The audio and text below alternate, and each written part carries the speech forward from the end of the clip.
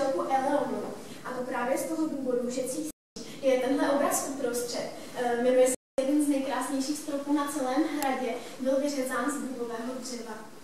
Typickým prvkem je potom z roku 1848, ale protože tahle místnost je jednou z nejcennějších, kterou tady máme, tak nám je také hlídají dva strážci.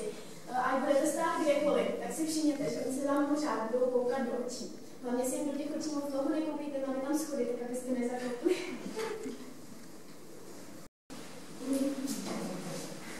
Bílý kafe.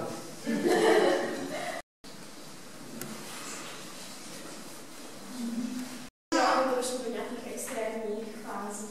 Tady je tady. A ten nevím, třetí obrázek. Jestli tak chtěli ukázat, taky nabízí docela hezký výhled z okna. Uvidíme tam špičku.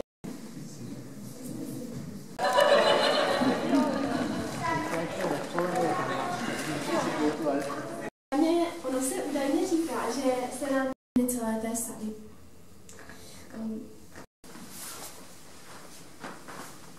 On docela pravděpodobně byl ten